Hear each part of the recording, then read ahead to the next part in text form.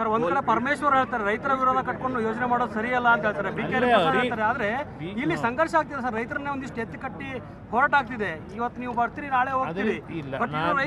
ನಾನು ಇಲ್ಲೇ ಬದುಕವನು, ಬಿಡದಿನಲ್ಲೇ. ನಾನು ಈಗಾಗಲೇ 40 ವರ್ಷದಿಂದ ಇಲ್ಲೇ ಇದ್ದೀನಿ. ನಾನು ಓಟಿರೋದು ಬಿಡದಿನಲ್ಲೇ, ಕೇತಗನಹಳ್ಳಿನಲ್ಲಿ. ನನ್ನ ಕುಟುಂಬದ ಓಟಿರೋದೇ ಕೇತಗನಹಳ್ಳಿನಲ್ಲಿ.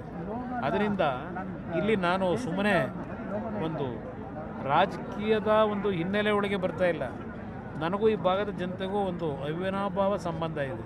ಆ ಸಂಬಂಧದ ಮೇಲೆ ಬರ್ತಾ ಇದೆ. ನೀವು ಬರ್ತೀರಿ ಅಂತ ಮುತ್ತಿಗೆ ಹಾಕೋದಕ್ಕೆ ಮುಂದಾದ್ರೆ ಸರ್ ರೈತರು ಒಂದಿಷ್ಟು ಎತ್ತು ಕಟ್ತಿದ್ದಾರೆ.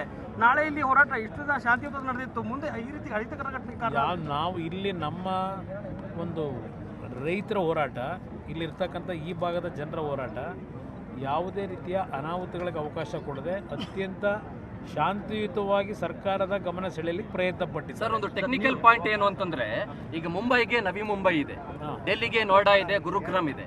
ಆ ರೀತಿಯಲ್ಲಿ ಇವ್ರು ಏನ್ ಹೇಳಕ್ ಹೊರಟಿದ್ದಾರೆ ಅಂತಂದ್ರೆ, ಬೆಂಗಳೂರಿನ ಪಕ್ಕದಲ್ಲಿ ಈ ತರದ ಬೆಂಗಳೂರಿನ ಭಾರವನ್ನ ತಡೆಯೋದಕ್ಕೊಂದು ಸಿಟಿ ಬೇಕು ಅಂತ. ನೋಡಿ, ಹಾಗಾದ್ರೆ ಎಲ್ಲಿ ಮಾಡಬಹುದು ತಮ್ಮ ಪ್ರಕಾರ ಬೆಂಗಳೂರಿನ ಭಾರವನ್ನು ಹೇಗೆ ಇಳಿಸಬಹುದು ಟೆಕ್ನಿಕಲಿ? ಬೆಂಗಳೂರಿನ 20-30 ಕಿಲೋಮೀಟರ್ ವ್ಯಾಪ್ತಿನಲ್ಲಿ ಹಲವಾರು ಭಾಗದಲ್ಲಿ ಒಣಭೂಮಿ ಇದೆ. ಇವತ್ತು ಅಂಥ ಒಂದು ಮಳೆಯನ್ನೇ ಆಧರಿಸಿ ಜೀವನ ಮಾಡ್ತಕ್ಕಂಥದ್ದೇನಿದೆ, ಇತ್ತೀಚಿನ ಮಳೆಯ ಹವಾಗುಣದಲ್ಲಿ ಏನು ವ್ಯತ್ಯಾಸಗಳಿದೆ, ರೈತರಿಗೆ ಅನಾನುಕೂಲಗಳಾಗ್ತಕ್ಕಂಥ ಜಾಗಗಳು ಬೇಕಾದಷ್ಟಿದೆ. ಸರ್ಕಾರಿ ಭೂಮಿನೇ ಇದೆ, ಸರ್ಕಾರದ ಸಾವಿರಾರು ಎಕರೆ ಭೂಮಿ ಇದೆ. ಅಲ್ಲಿ ಮಾಡಿ ಜೀವನ ಕಷ್ಟಪಟ್ಟು ಜೀವನ ಮಾಡ್ತಕ್ಕಂಥ ರೈತರ ಭೂಮಿನೇ ಯಾತಿಗೆ ಬೇಕು ಅಂತೀರಿ? ಇನ್ನು ಉತ್ತರ ಕರ್ನಾಟಕದ ಜನ ಏನ್ ಕೇಳ್ತಾರೆ ಅಂತಂದ್ರೆ, ಎಲ್ಲವೂ ಬೆಂಗಳೂರಿನ ಸುತ್ತಮುತ್ತ ಮಾಡ್ತೀರಿ, ನಮಗೇನ್ ಕೊಡ್ತೀರಿ? ಬಂಜರು ಭೂಮಿ ನಮ್ಮಲ್ಲಿದೆ. ಬಳ್ಳಾರಿ, ವಿಜಯಪುರ, ಕಲಬುರಗಿ, ಬೀದರ್, ಯಾದಗಿರಿ, ಯಲಬುರ್ಗಾ ಎಲ್ಲ ಕಡೆಗಳಲ್ಲಿ. ನಾನು ಮುಖ್ಯಮಂತ್ರಿ ಇದ್ದಾಗ ಕಲಬುರಗಿನಲ್ಲಿ ಸೋಲಾರ್ನ ಬಿಡಿಭಾಗಗಳನ್ನ ತಯಾರು ಮಾಡ್ತಕ್ಕಂಥ ಕಾರ್ಖಾನೆಗೆ ಕಾಂಪಿಟೇಟಿವ್ ಚೈನಾ ಅಂತಕ್ಕಂಥ ಹೆಸರಿನಲ್ಲಿ ಅಲ್ಲಿ ಒಂದು ಯೋಜನೆ ತರಬೇಕು, ಒಂದು ಇಂಟಿಗ್ರೇಟೆಡ್ ಇಂಡಸ್ಟ್ರಿನ ಅಂತ ಹೇಳಿ ನಾನೇನು ತೀರ್ಮಾನ ಮಾಡಿದೆ. ನಮ್ಮ ಬೀದರ್ನಲ್ಲಿ ನಮ್ಮ ಕೃಷಿಕರ ಉಪಕರಣಗಳೇನಿದೆ ಅದನ್ನು ತಯಾರು ಮಾಡ್ತಕ್ಕಂಥ ಒಂದು ಇಂಡಸ್ಟ್ರಿಯಲ್ ಹಬ್ಬು, ಅಲ್ಲಿಂದ ಕೊಪ್ಪಳದಲ್ಲಿ ಎಲೆಕ್ಟ್ರಾನಿಕ್ ಟಾಯ್ಸ್ನ ತಯಾರು ಮಾಡ್ತಕ್ಕಂಥ ಒಂದು ಹಬ್ಬು, ಬಳ್ಳಾರಿನಲ್ಲಿ ಜೀನ್ಸ್ ಪ್ಯಾಂಟ್ಗೆ ಏನು ಡಿಮ್ಯಾಂಡ್ ಇದೆ ಅಲ್ಲಿ ಒಂದು ಇಂಡಸ್ಟ್ರಿಯಲ್ ಹಬ್ಬನ್ನು, ಇನ್ನು ನಿಮ್ಮ ಚಿತ್ರದುರ್ಗದಲ್ಲಿ LED ಬಲ್ಬ್ಸ್ನ ತಯಾರು ಮಾಡ್ತಕ್ಕಂಥ ಒಂದು ಹಬ್ಬು.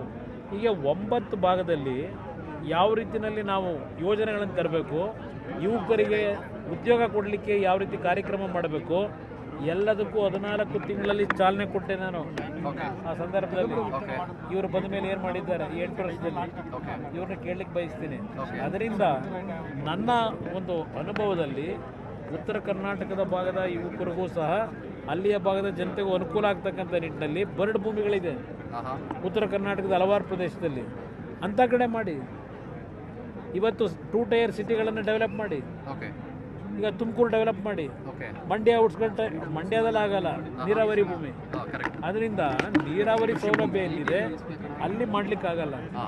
ಎಲ್ಲಿ ಒಣಭೂಮಿ ಇದೆ ಅಂಥ ಜಾಗದಲ್ಲಿ ಬೇಕಾದ್ರೆ ಟೌನ್ಶಿಪ್ ಮಾಡ್ತಕ್ಕಂಥದ್ದು. ಇವತ್ತೇನು ರಸ್ತೆಗಳು ಉತ್ತಮವಾದಂಥ ರಸ್ತೆಗಳಿದೆ, ಅರ್ಧ ಗಂಟೆ 3/4 ಗಂಟೆಲಿ ಜರ್ನಿ ಮಾಡ್ಬೋದು. ಆ ರೀತಿಯ ಪ್ಲ್ಯಾನ್ ಮಾಡಿ ಮಾಡಬೇಕು.